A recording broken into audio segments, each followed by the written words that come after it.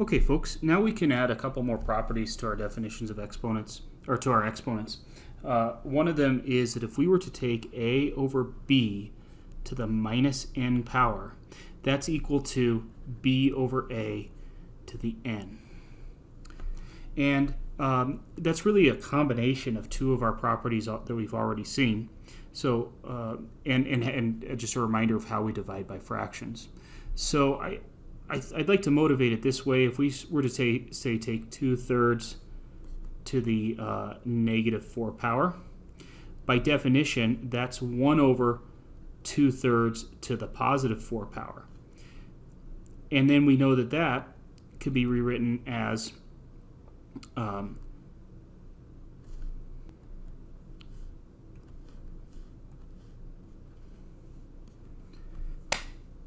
and we know that that could be rewritten as 1 over 2/3 times 2/3 times 2/3 times 2/3. And if we were to do that, we would have 1 over, then we'd have 2 to the 4th over 3 to the 4th. And then if we did the multiplying by the reciprocal, we end up with 3 to the 4th over 2 to the 4th. And at long last, we get back to, by working one of the properties that we've already developed in reverse, 3/2 to the 4th power. So if you didn't follow that work, that's quite all right, but I just want to show you an example of this property. So if we were to take, say, x over y to the -5th power, that's the same thing as y over x to the +5th power. Likewise, if we were to take b over a to the -x power, that's the same thing as a over b to the +x power. Okay. The last property that I want to show you is that if we have a to the -n over b to the -n, let's make that over -m, that this is the same thing as b to the m over a to the n. And it's this property that I find most interesting, and I usually see that students have trouble with it. So in lieu of doing an example, let's talk about it down here. So there's a critical move that I want everyone to learn. And let's work this out slowly in gory detail, and then we will make note of what the move is, and we'll try to do it over here. So here I've got the expression 3a to the -4th over 2. And we know that's the same thing as 3/2 times a to the -4 power. And you can see that, if you have the fraction, just as a reminder, 1/2 x, for example, is the same thing as x divided by 2. So what I'm doing is I'm pulling the fraction 3/2 as a factor out from that entire expression, leaving me with that a to the -4. And so then I can rewrite this as 3/2 times, by definition, 1 over a to the 4th.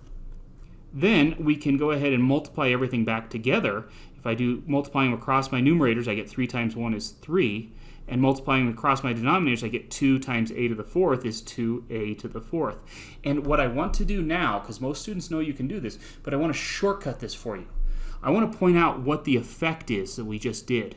We took this expression that's comprised of division and multiplication. It's got powers as well, but it's a single factor, or it's a single expression written as factors and quotients. So what I went ahead and did was the net effect. I mean, we did all these steps. Step 1 was to rewrite it this way. Step 2 was to rewrite it this way. Step 3 was to put it back together. But the net effect was, it's as if I brought this a to the -4 below the fraction bar and then changed the sign on it. Now, that's a shortcut of all the work that we just showed, but that shortcut always works. So let's look at letter B here. This is the move that I need my students to learn in calculus, and they sometimes have a hard time with it. So I'm going to take fractional exponents and put them, these negative exponents. If I have a negative exponent, I'm going to bring it above the line, or if I have a negative exponent, I'm going to bring it below the line, and then change the sign on it. So I can rewrite this as, so here's the original expression, 3 to the -1, a to the -2, b to the 3rd, over 2 to the -1, a to the 7th, b to the -5. And I'm going to take this, I'm going to take, there's that fraction bar, and I'm going to take the 3 to the -1, and I'm going to bring it below the line and change it as a +3. Likewise, we'll take this 2 to the minus 1, it's in the denominator, and by work that would look very similar to the work that we just did, we could show a bunch of intermediate steps, but the net effect is that we can bring this 2 to the minus 1 up into the numerator, but then change the sign on the exponent. And it's a combination, these properties are kind of combinations of a lot of these properties that we've just been looking at, putting them all together.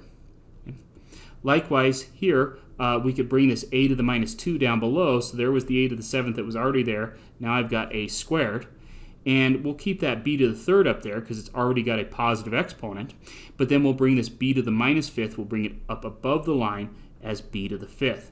And so this can be rewritten as 2b to the 8th over 3a to the 9th. So this move, as I've shown you above, is that when an expression is written as a product and or quotient of factors, you can move exponential expressions from the numerator to the denominator, or vice versa, by changing the sign on the exponent. And that's a tricky move that I need everyone to learn. Okay, continuing along, folks, the above move does not work for this problem right here. It is not true that if I have a to the minus 3 plus b squared over c squared, that does not equal b squared over a cubed c squared. Why can I not do the move here? The issue has everything to do with the fact that in the numerator I don't have a product of factors. Instead, I have a sum of terms. If you go back and look at when we applied the property earlier, notice always we had products of and quotients of factors. We didn't have any sums or differences of terms. If you have sums or differences of terms, I'm not saying there's nothing that you can do, but that move specifically will no longer work. Okay, what I'm going to leave you to do is, let me make this comment. The directions simplify in math I feel like are sometimes vague, and usually it's not worth writing out explicitly always what we mean by simplify. Know that they're a little bit vague. Roughly, in general, what you should do is combine like terms, combine like factors, and eliminate negative exponents. Everything else is sort of a matter of taste, right? Like, is the expression AB plus CB, is that better than A plus C times B? That's kind of a matter of taste. Which of those is more simplified? So those directions can be sometimes vague. But it is true that you want to combine like factors. So if you had multiple factors of A or multiple factors of X, you'd want to combine like factors. And in general, if the directions are to simplify, you should eliminate negative exponents. Okay, so what I'm going to leave you to do is go ahead and work these 6 problems right here. The first 2 are just an opportunity to practice the rule that I was just talking about. Be careful because they're the same expression but different directions for each of them. The rest of them give those vague directions of simplify. But I think in this case we should all agree what we mean by simplify if you follow those rules that you're going to combine like terms, combine like factors, and eliminate negative exponents. Okay. So what I'd like you to do is pause the video and work those, and I will eventually have some solutions linked to you, but you'll have to work them yourself first. Thanks.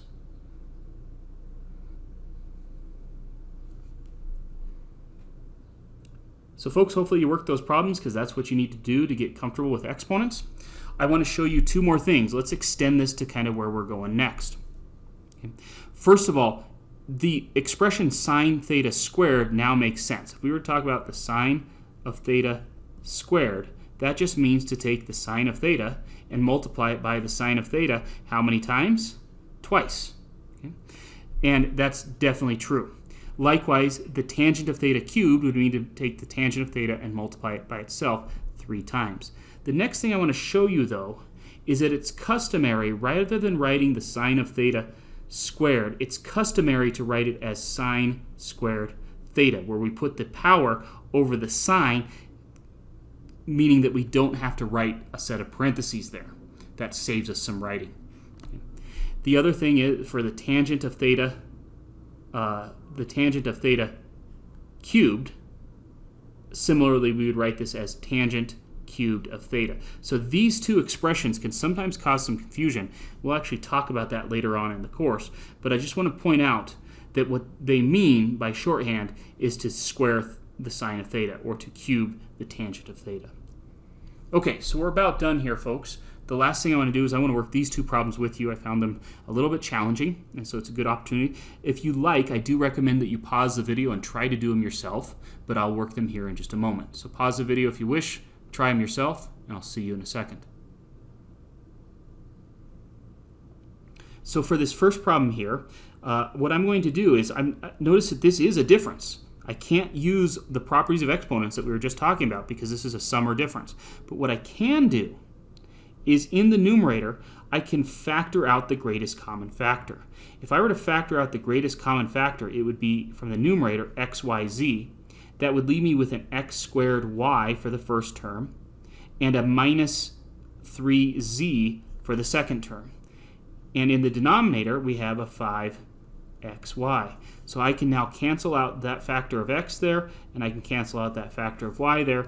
And I don't know whether this is considered simplified or not in terms of like with that z sitting there, but we could write this as z x squared y minus 3z all over 5. And specifically, though, what we did was we eliminated some factors. Okay?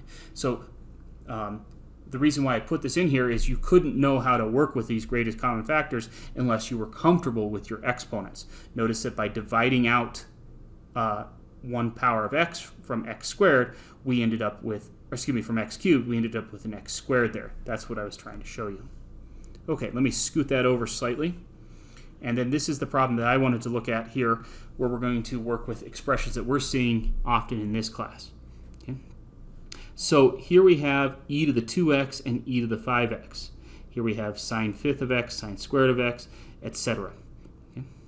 So what I'm going to do is let's go ahead and practice this idea of moving expressions above or below the line and changing the signs on their exponents. So I like that sine to the fifth of x sitting right where it is, but I'm going to take the other two expressions down below the line. So here we have e to the 5x, and I'm going to bring down this factor e to the 2x as e to the minus 2x. Likewise, here I have this cosine to the fourth of x that was sitting down here, and I'm going to bring this cosine x down as cosine x, and now here you would expect to write minus 1 based on the explanation that I just gave you. And that's a good guess, but we're going to reserve that for the inverse function, so I will write this as cosine to the minus 1. Okay. Lastly, I want to bring up this sine squared of x, so I'm going to bring it up as sine of x raised to the negative 2 power. So notice that when I do powers with negative signs, I actually refer back to using some sort of grouping symbol there. Okay. So now I can combine my like factors, and we end up with sine cubed of x in the numerator. In the denominator, I end up with e to the 3x cosine 3x when I add those components together. That's one way to park your answer. To be honest, I'm not sure whether which way is most simplified. I'm fine with you parking your answer there, but notice another way you could write this is, notice these are all being raised to the third power, so we could rewrite this as sine of x over e to the x cosine of x, now all raised to the third power, and that's another way we could leave your answer. So folks, if you found these last two examples difficult, please don't worry about it. You want to improve your exponent skills, though, to the point where you can follow somebody's work as they're working through these problems. So I'm not meaning to scare you off, but I'm trying to show you where we're eventually trying to get to with our knowledge of exponents. Notice this is a far cry from knowing that a squared is just a times a. Okay, folks, that finishes us up. Make sure that you worked those 6 example problems, and I will have the solutions linked here for you. Bye.